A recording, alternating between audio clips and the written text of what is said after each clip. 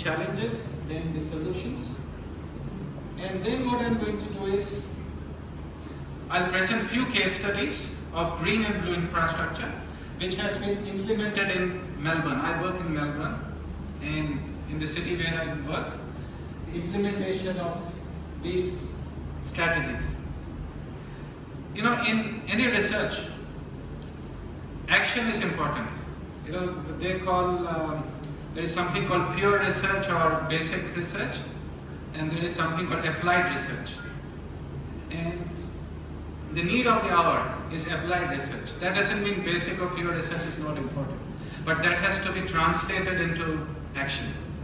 And that's why I took case studies which talk about implementation of these strategies. So I'll talk about few examples of how these strategies have been implemented in Melbourne.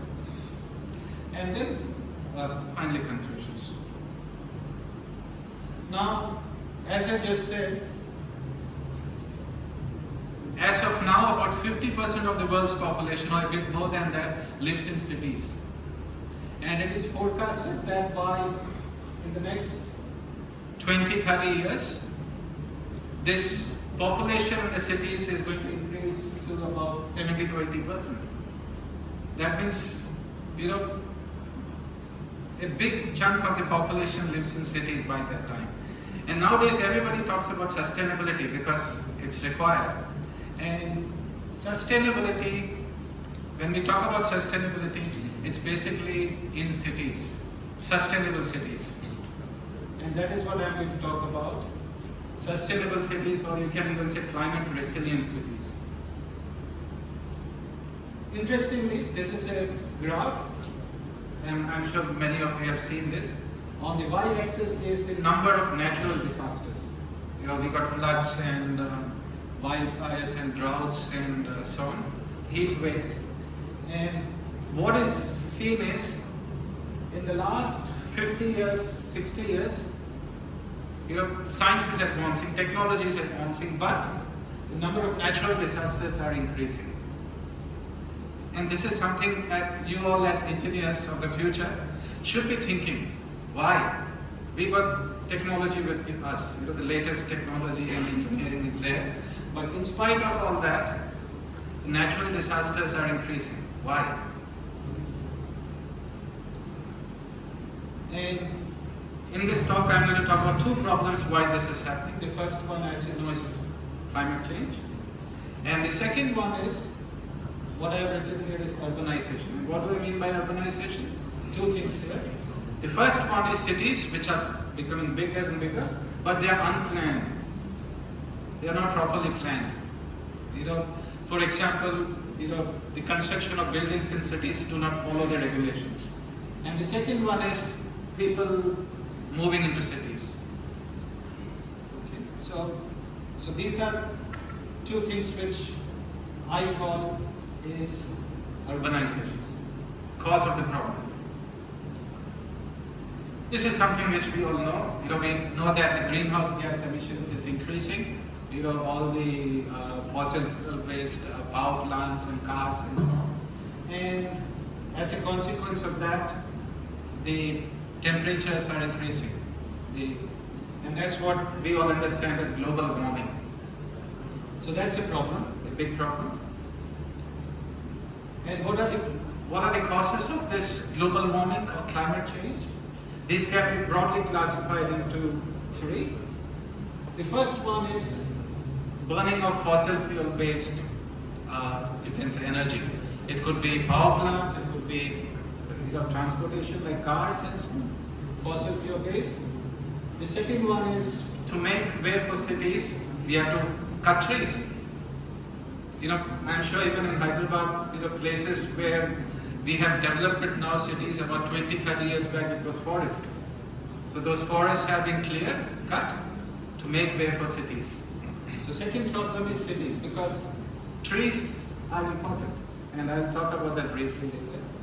And the second one is, as we are cutting trees and nature, the biodiversity, the ability of the cities to counter climate change is decreasing.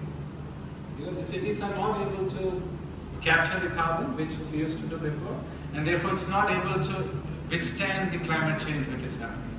It's not resilient to climate change.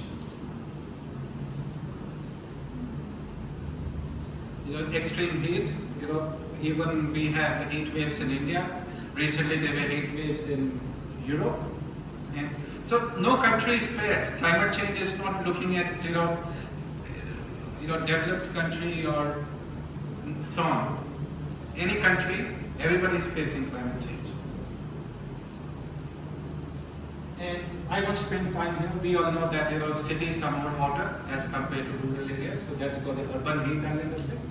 And what you see is that urban heat or extreme heat is one of the biggest killers.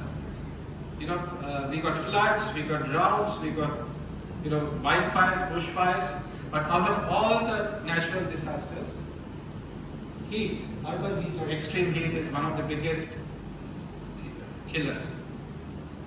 And therefore we have to see how to counter it. Now that's from India. In very recent, few months back, we had heat waves. We had heat waves recently in Europe and other places in the world. So that's Europe, and that's very recent. And this is in Melbourne, the city where I'm currently working. And this heat wave happened in 2009 actually. And 46.4 was the highest recorded temperature in Melbourne in its history of 150 years of temperature being recorded. In 2009 it was. And what happened was, after the heat wave, there was a bushfire. They call it bushfire.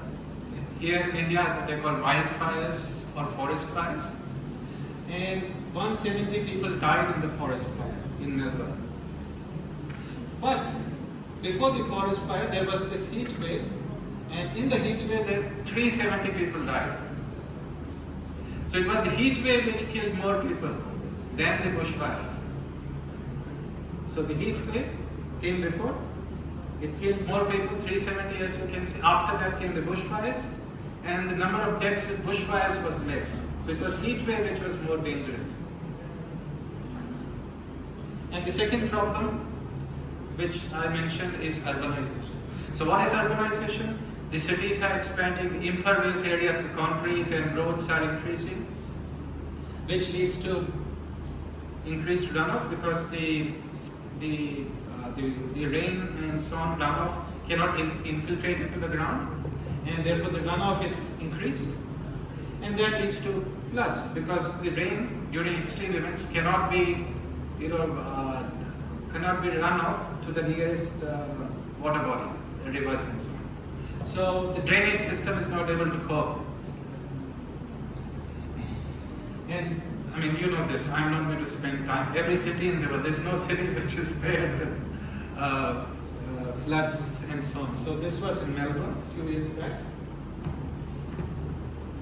This was in Hyderabad. So you all have experienced flash floods in 2022 and last year also. And I think that that's a video here, which was the flash floods in Hyderabad in 2020.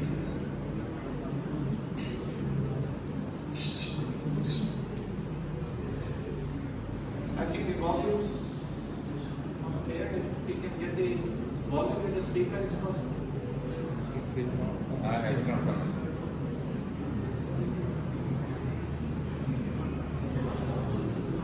Doesn't matter. So there's a bit of volume there also.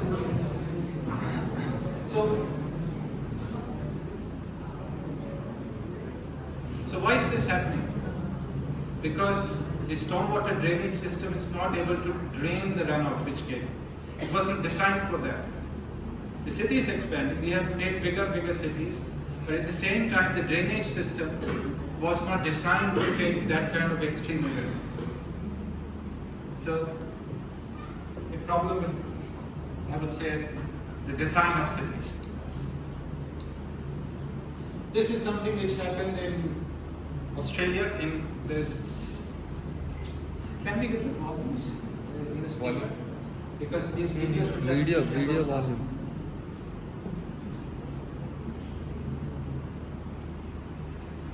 So this is a video of extreme flood which happened in Australia in a state called Queensland, in Brisbane actually, capital of Queensland. And what you will see here is, it's exactly similar to what happened in Hyderabad. It's the same type of flash flood, the reason is the same.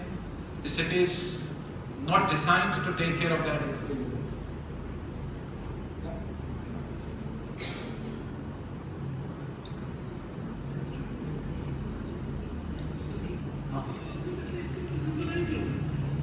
The Garden City lost under a torrent. Unofficial records of up to 200 millimetres of rain in 2 hours. And with the ground liquid after weeks of rain, every drop ran off with ferocious speed, sweeping cars and people away. Emergency services responded to 90 calls for help.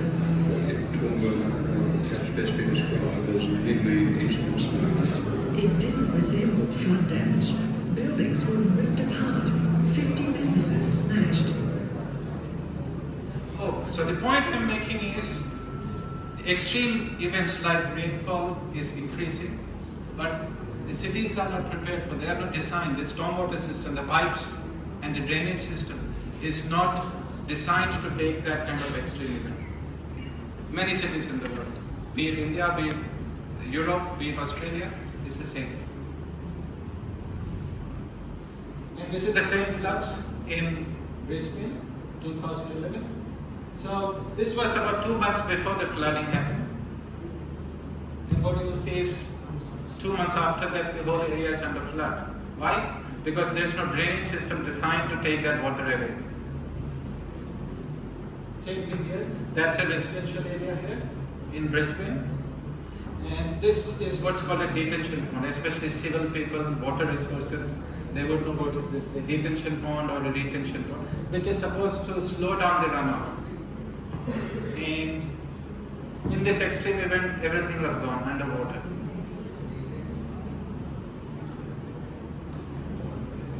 Okay, so I think the first thing I'm trying to say is there's a problem. And who created the problem? We have created the problem because we are designing cities, making it bigger. More and more people are moving into cities, but design of the cities is not wrong. So if we have created the problem, who can find a solution to the problem? Not nature, it has to be us. We have to find the solution to the problem because we created it. And academia, all of you future engineers have a role in that. What is the role? To first understand yourself the problem and then educate and find innovative solutions. All of you are doing research, especially respected colleagues here, staff. You are doing research. So we have to find innovative solutions to these problems. In Hindi they call jugaad. I think we attended this talk in JNTU and KTR speech. KTR was telling, yes. Honorable Minister KTR, he was telling about innovation in engineering. We have to think outside it, and he was talking about jugaad. So I'm using his terminology. So as engineers of the future and academicians, intellectuals, we have to find innovative solutions and educate others. Industry has to implement the solutions. So I'm again talking about implement. We do research and so on, and what we find as innovative has to be implemented by the industry. So it's applied research, not basic research, translational applied research. And then the government has to support, make policies, provide funds to implement all these. And as community, we have to make choices in our lives which reduce the carbon footprint. And we also need to, let the government and industry know what needs to be done, because we are the scientists and engineers. And the decision should be taken based on what we tell, and not based on to anything else like politics or money or so on. So in this talk, I'm going to talk about two solutions. One is called blue infrastructure. So it's basically water related. Blue means water. So managing the water in cities properly. So that's what different types of infrastructure. It could be the drainage pipes, it could be rainwater harvesting, it could be stormwater harvesting, and so on. So that's blue infrastructure. And the other thing which I talk about is green infrastructure. And throughout the world, this is becoming a big thing now in big cities. Green blue infrastructure. There's a new journal which has come up, which is called Blue Green Infrastructure. There is a new conference which has come up, which is called Blue Green Infrastructure or Blue Green Conference. So around the world, this is becoming big.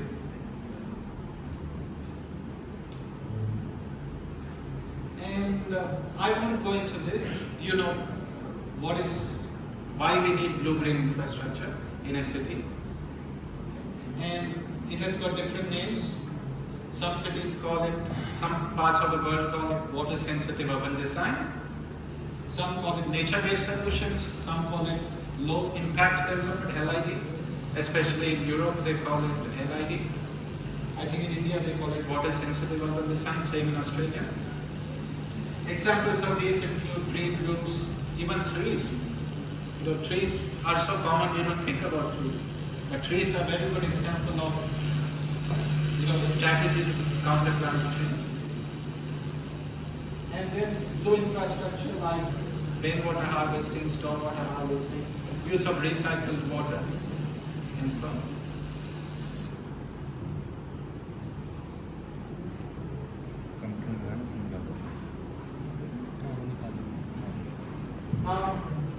This is not a new thing. It has gone on for trees and greenery is not new as we know.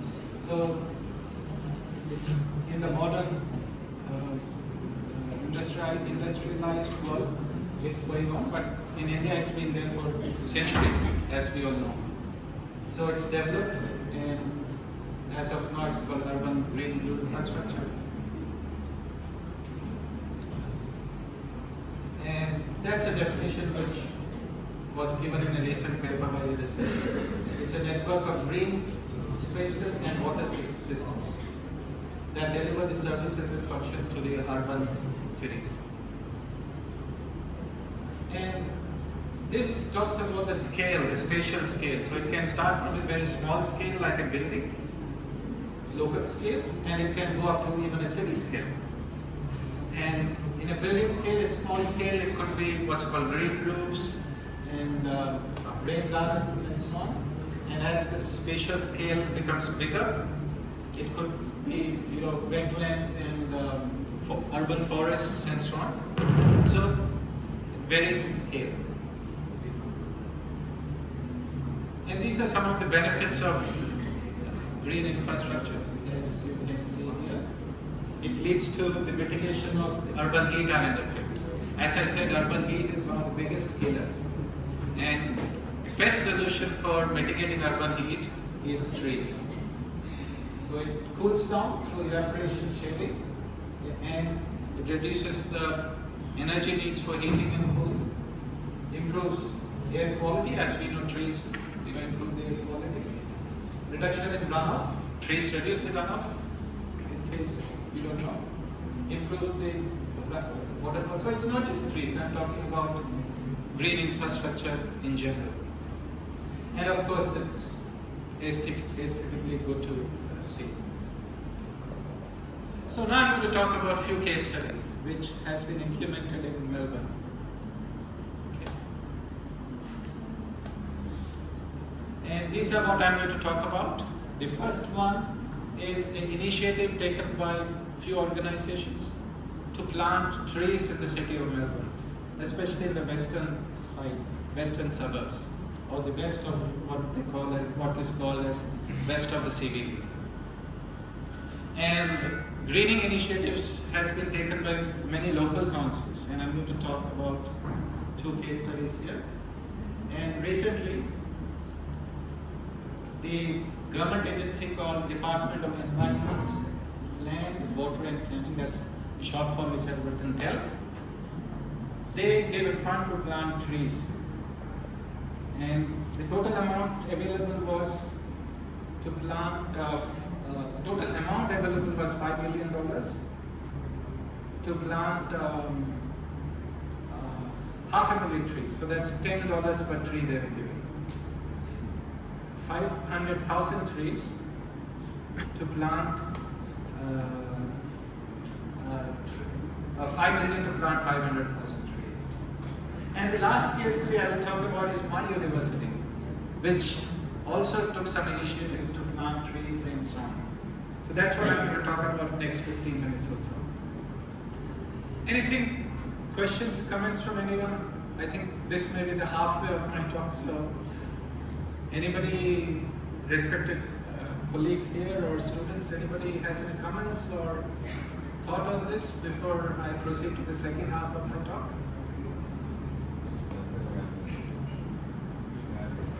Your experiences from Hyderabad and why the flash flooding is happening? I read one article in Hindu. Yes, sir. So they have mentioned that in India the length of sewer line.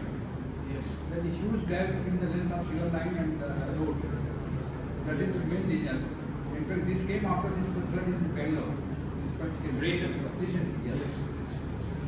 That's right. One point. Second one is like India also we go for the large number of plantation. But hardly 1 or 2% plants survive.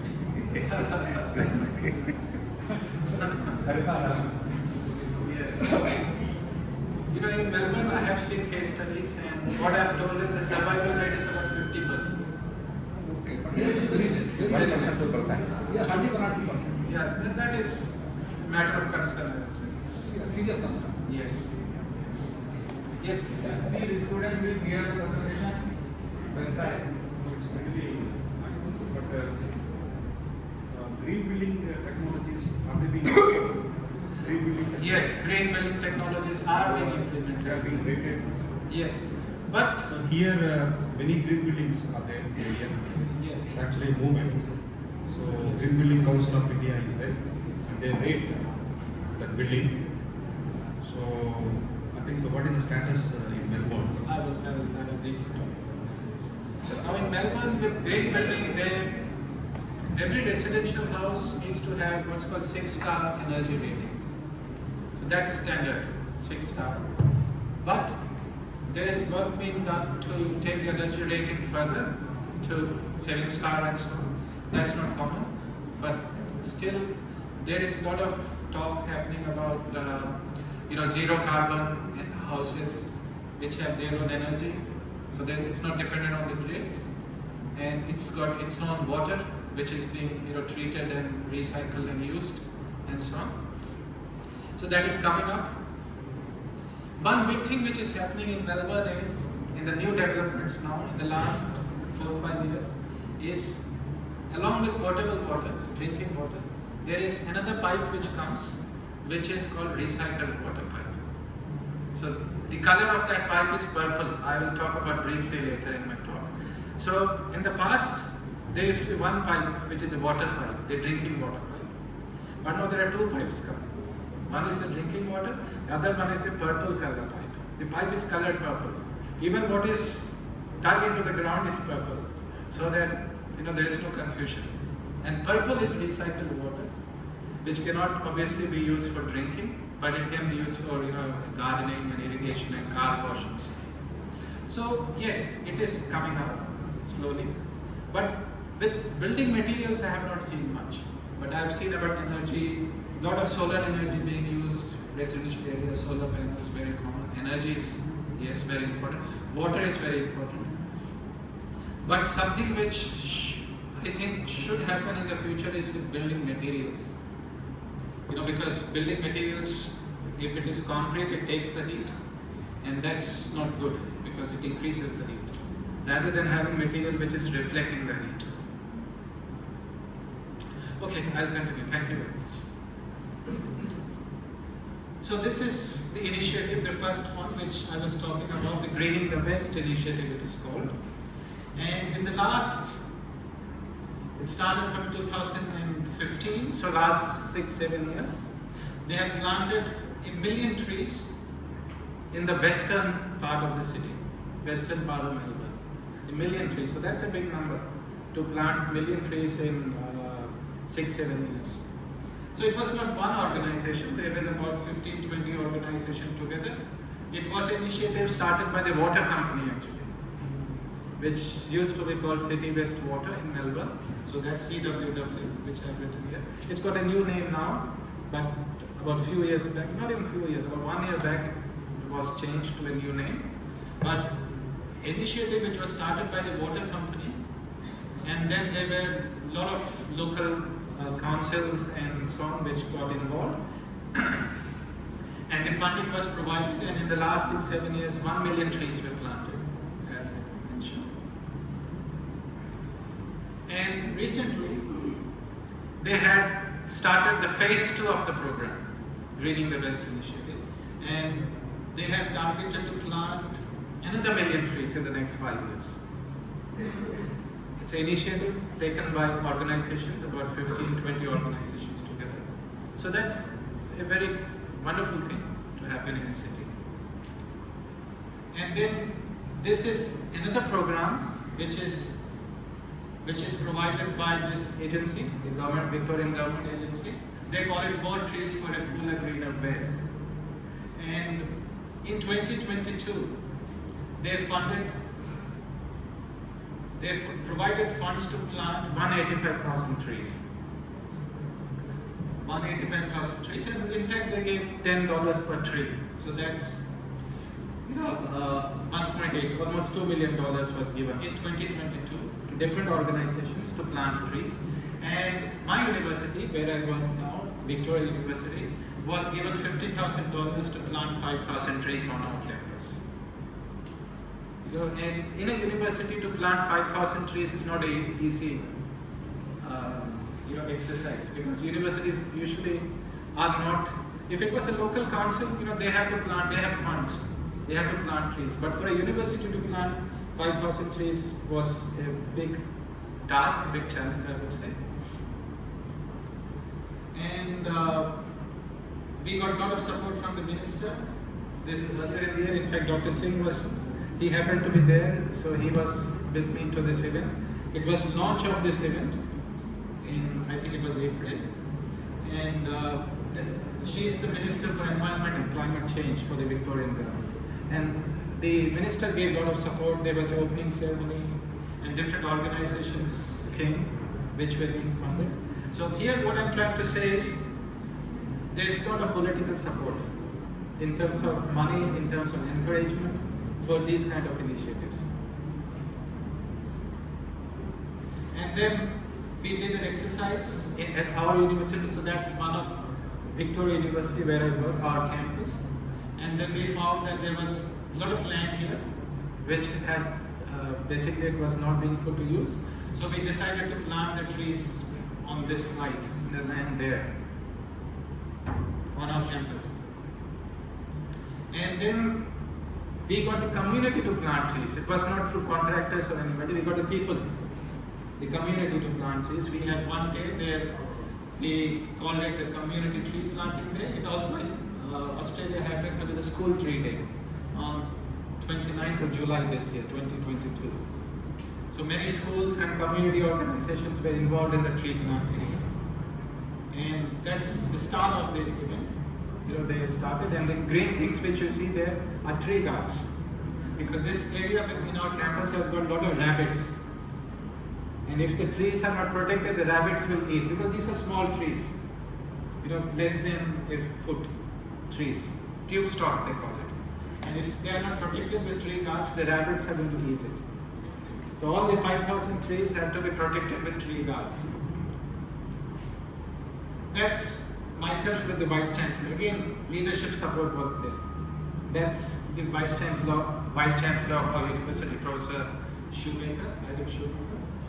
And he came to start the event on that day. So a lot of support from the leadership. Again, similar. There were other staff who were supporting. And that's on that day, the team, who was responsible for planting the trees. So There are some people here who are looking at the media. There were some people who are looking at the organization of actual planting and so on. So the whole team.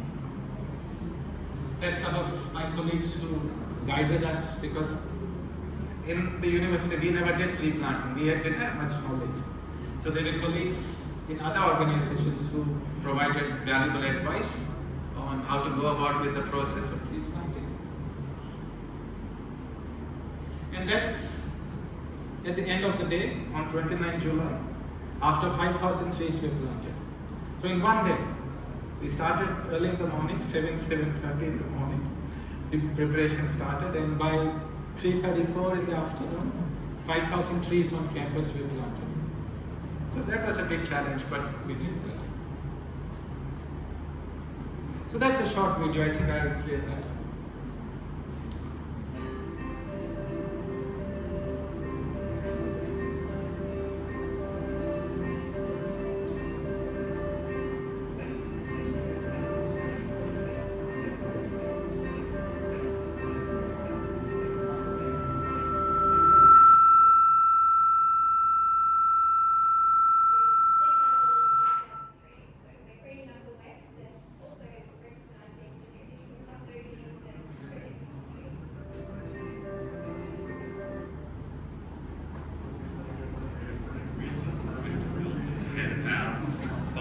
Tree canopy compared to about 50% across the rest of Melbourne. So today's like today, we're going to bring the community together here at Victoria University and get our hands dirty, but most importantly, do something really positive for the environment, which is fantastic.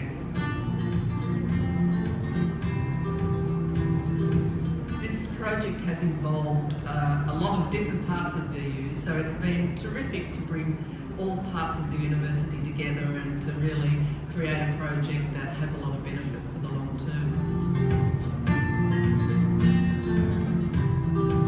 We've sought advice from Wyndham City Council and also from Belt, and they've been terrific in really supporting us to understand how to get the best out of our planting day. And we've also really benefited from Koala Clancy Foundation in steering the ship a little bit and helping us understand the best approach. So the Department of Environment, Land, Water and Planning has partnered with Victoria University. We provided 5,100 small trees, so tube stock, to be planted, and they're all native tube stock, as well as providing associated funding to do the site preparation for the stakes and guards and the mulch and all the extra things that you need to get the trees in the ground. One of the best ways to counter climate change is trees, because they act as carbon sinks. They take in the carbon dioxide, store them, and that's how they counter the climate change. Look, there's no question, right, that in this year and in this decade, we have to do much more, not just outdoors, but with trees. Climate change isn't just the only reason. It's the way that people use the environment, the health of the environment, the soil regeneration, everything that's all attached to it, and we are all part of that as a university. It's our role, and we had to gladly embrace it.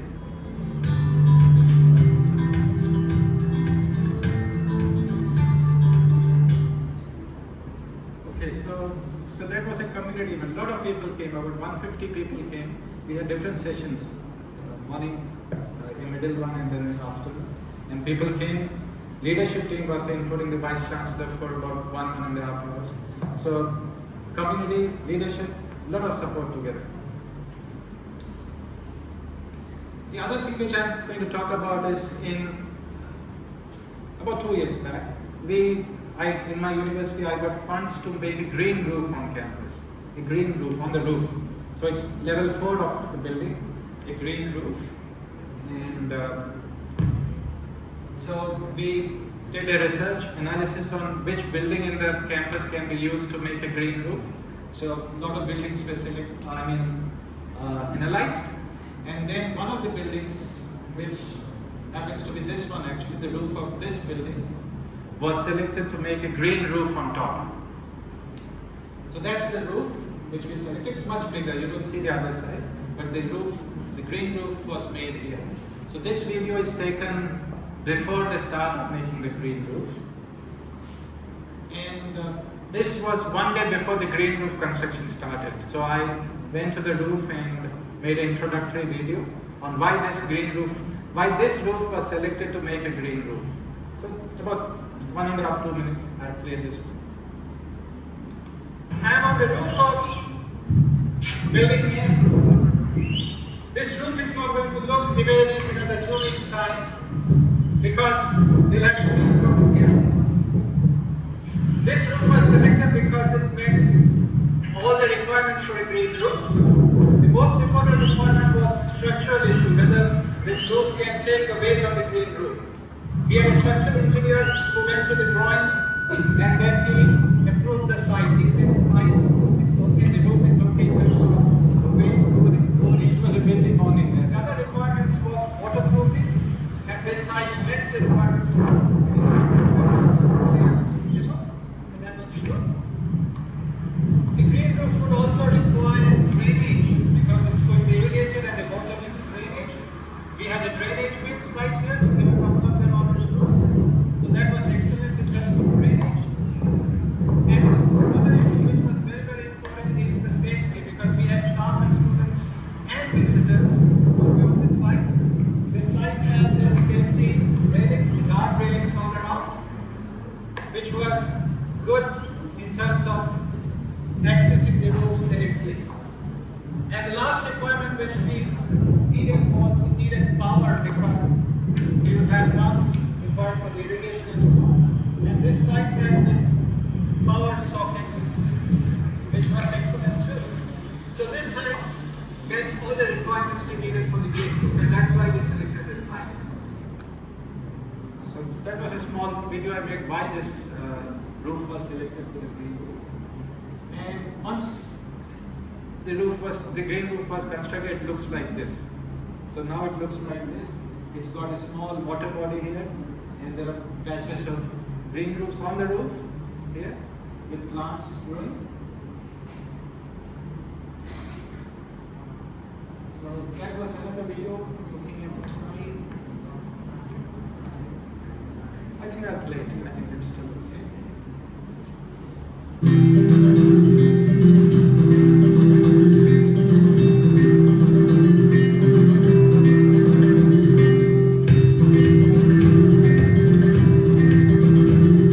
Universities are a place of learning, teaching and education, and I believe university is the best place to have a green roof like this, which we can use for demonstration, not only to our students, but also to the community and visitors who come to the roof. This type of garden we're installing, which is known as an extensive green roof, are mainly used for reducing the amount of stormwater runoff that goes into our stormwater systems. The urban heat island effect is a big problem in cities, so this helps to cool the areas where the green roofs are. And there are also biological benefits for wildlife and opportunities for pollinators and insects as well.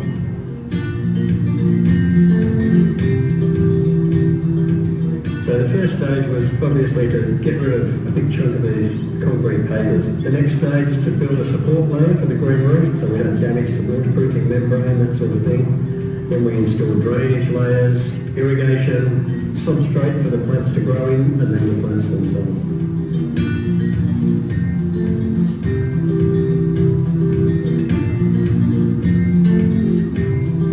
This green roof is going to be used by our students, both postgraduate and undergraduate, and we have one student who is going to look at the benefits of having a green roof in terms of thermal comfort.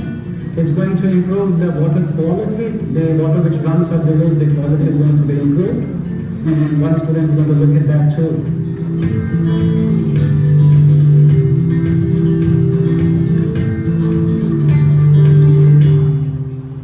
Yes, so this is only one building, but let's say 50% of the buildings in a city have green roof like this. The flooding problem will reduce by a large extent because the stormwater is not going to run off as fast. It will be retained in these water bodies, green roofs and so on.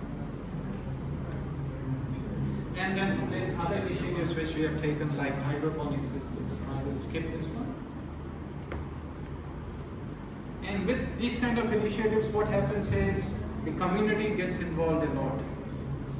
Like in this green roof, we have had 4 or 5 tours from local schools. So So children from local schools come, they learn, they understand the benefits of green roofs, how these can mitigate climate change and so on. So that's one such tour of the green roof, which was conducted about 1 year back. That's the same tour. That's a school visit. So this schools, children from a local school who came. So these students, I was told, do a project on climate change.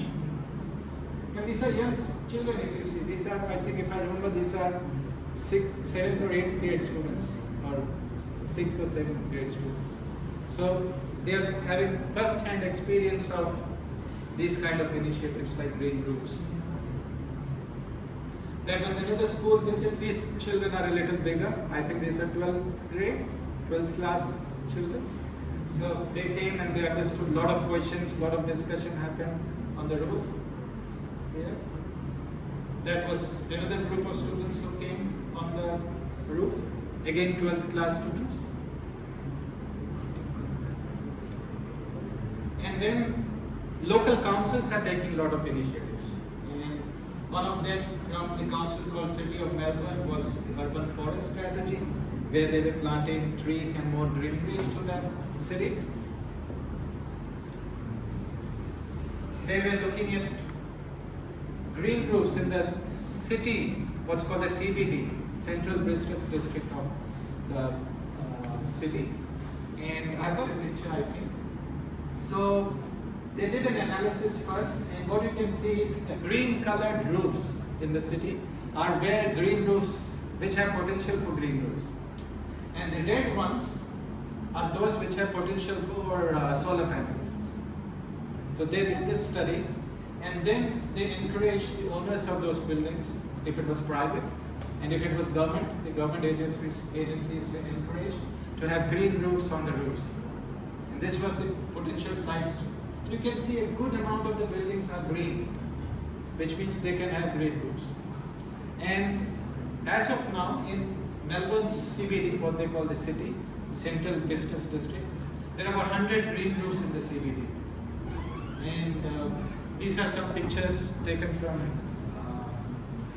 Google Earth actually, which show buildings which have green roofs now. So you see there's a green roof there. These are buildings which have green roofs. And you see on top of buildings actually here. And that's another building which has got green roofs on top. And one of my students did a bit of analysis, and he came up with about 100 in number. 100 buildings have green roofs in the CBD, and it could be more than 100 actually. And so that was green infrastructure. I'm briefly going to talk about blue infrastructure, some of the initiatives, as Professor was telling, so I'll talk about that now. Now, this water utility company called City West Water, they started this initiative called the Stormwater Harvesting Fund. This was a few years back, and they funded, there are two phases, and if I remember correctly, in the first phase they funded 6 projects, each costed about $2 million to make stormwater harvesting system. And I'll talk about 2 case studies.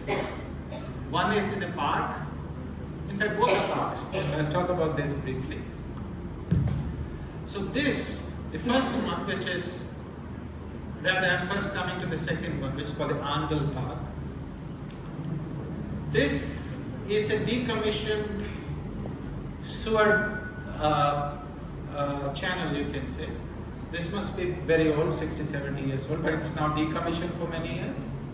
And somebody got this wonderful idea that this can be transformed into a parkland for stormwater harvesting, because water can be stored here, plus parks around this one. And this water which is stored here can be used for irrigating the park. And then they started this construction. Money was got from different organizations. And this channel, the sewer outfall channel, was transformed into an underground storage for stormwater. So you can see these kind of plastic things were used to store water. And then it was covered. I may have a picture after this one. It was then covered and it looked like a park. People could walk as of now on top of that. But underneath there is stormwater which is being stored. Huge amount of stormwater. This runs for many kilometers actually. And I think there's a video here too. And the project they call Greening the Pipeline.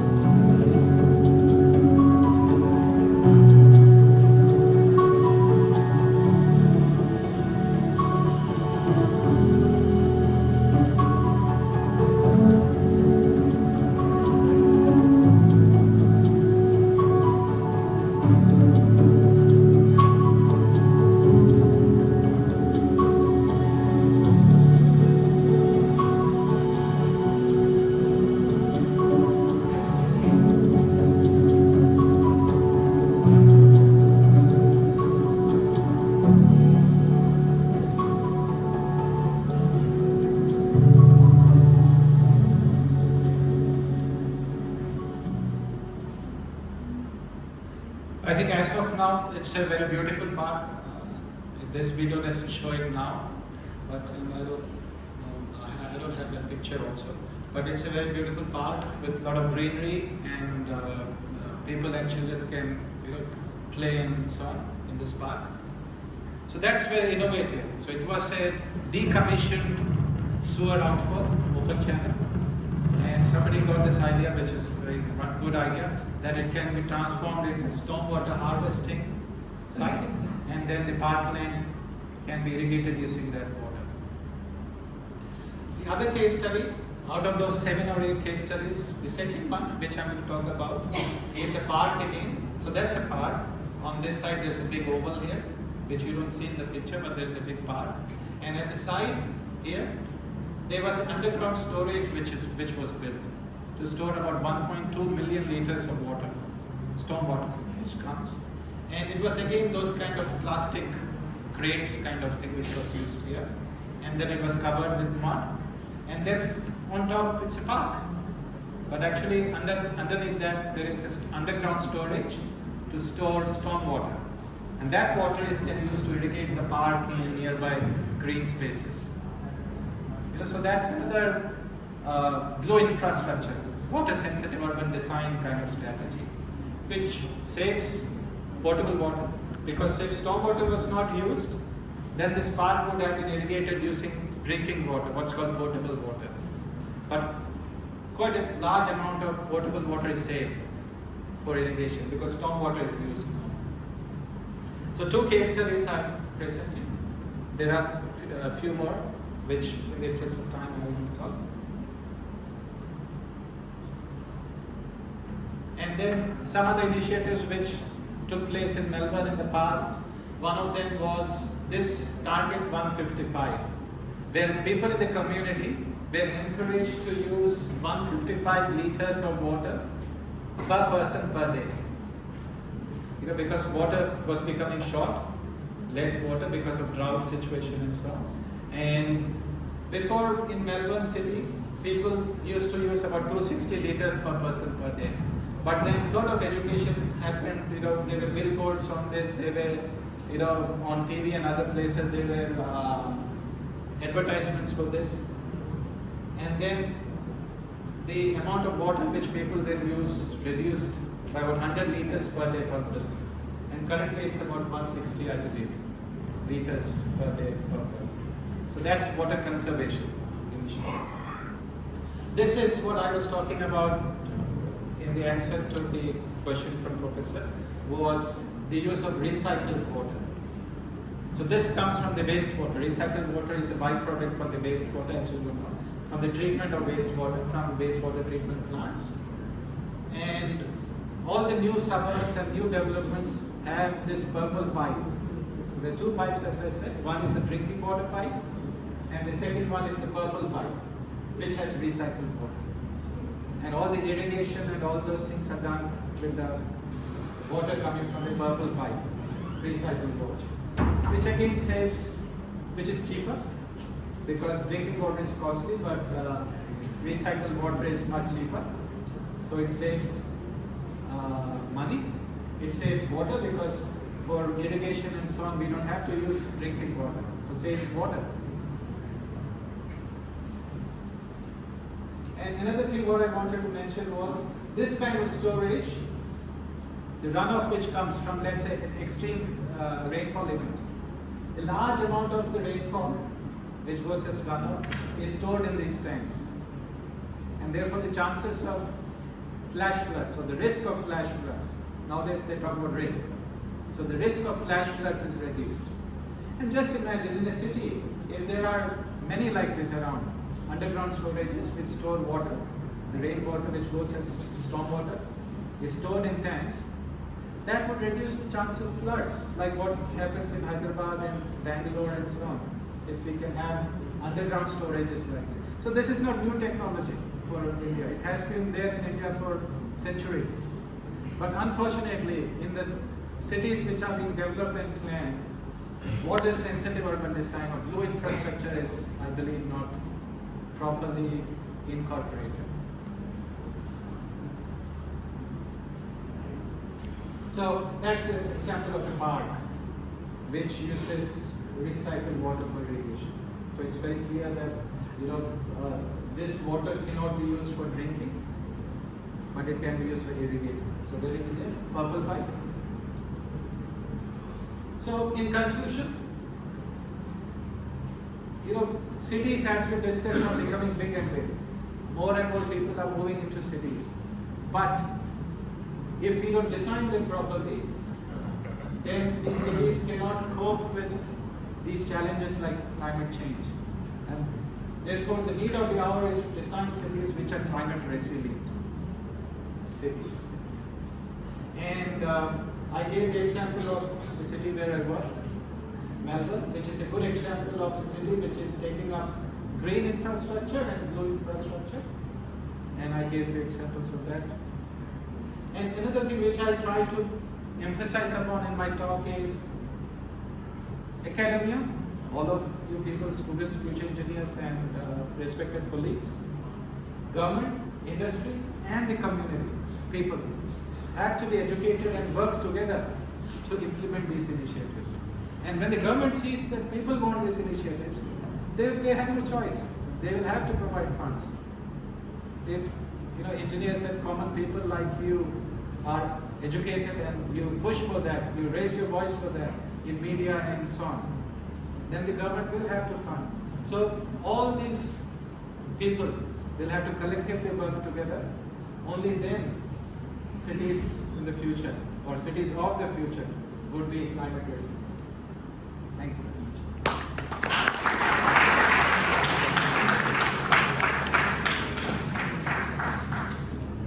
Any comments, questions? Any questions?